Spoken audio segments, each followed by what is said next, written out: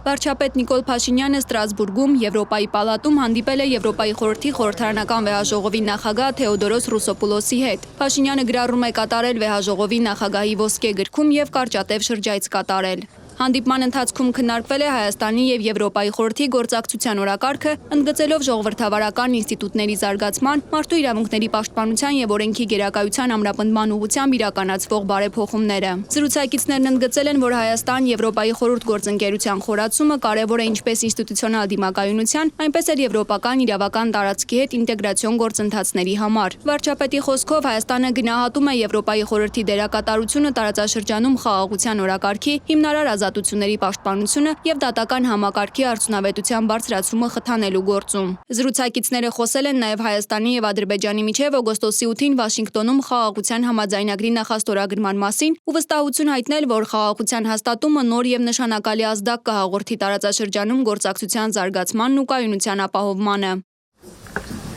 Ավելի ուշ Եվրոպայի խորհրդի գլխավոր քարտուղար Ալեն Բերսեի հետ հանդիպմանը Նիկոլ Փաշինյանը հայտարարել է, որ 6 տարվա ընդմիջումից հետո իր այս այցը տեղի է ունենում կարևոր ժամանակահատվածում։ Վարչապետի խոսքով Հայաստանը հաղթահարելով վերջին 5 տարիների բարդ մարտահրավերները գտնվում է իր զարգացման շրջադարձային կետում։ Ալեն Բերսեն իր հերթին ընդգծել է Եվրոպայի խորհրդի ու Հայաստանի կառավարության միջև ձևավորված ակտիվ եւ արդյունավետ համագործակցության փաստը, շեշտելով, որ այդ գործակցությունը նպաստել է Հայաստանում բարեփոխումների առաջ մղմանը բոլոր ուղղություններով։ ԵԽԽՎ գլխավոր քարտուղարը ողջունել է Հայաստանի եւ Ադրբեջանի միջև խաղաղության համաձայնագրի նախաստորագրումը եւ հույս հայտնել, որ խաղաղության հաստատմամբ Հարավային Կովկասում ստեղծված նոր իրողությունը տարածաշրջանում կբացի զարգացման լայն հնարավորություններ։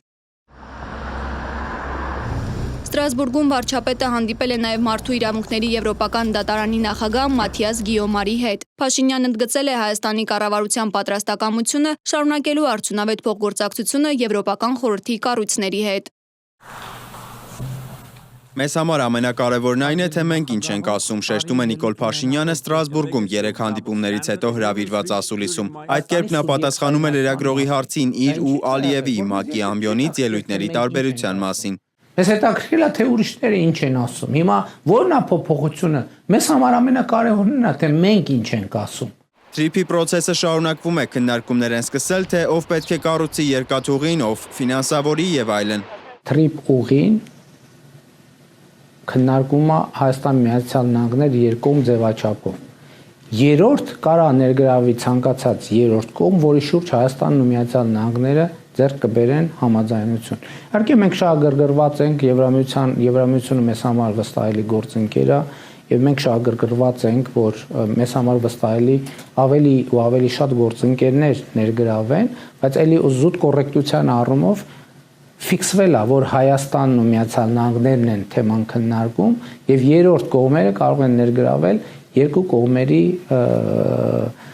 համաձայնության դեպքում։ 1 տարի 7 ամիս է ինչ Հայաստան-Ադրբեջան հրաձգությունների հետևանքով զոհեր չունենք, մտաբերում է, երրորդ հանրապետության ընթացքում նման դեպք երբեք չի եղել, բայց Նիկոլ Փաշինյանը չի նշում Սյունիքում գյուղերի վրա կրակոցների մասին, որոնց հետևանքով մեկի տանիքն է վնասվում, մյուսի պատուհանը եւ ինչ որ բարեբախտությամբ զոհեր չեն լինում։ Խաղաղության երևույթը մեզ համար անծանոթ է ըստ Փաշինյանի, դրա համար էլ կարծում ենք, որ խաղաղություն լինելու է, բայց ջուր, գազ, հագուստ չի լինելու։ Երրորդ հանրապետությունը, Հայաստանի Հանրապետությունը երբեք չի մացել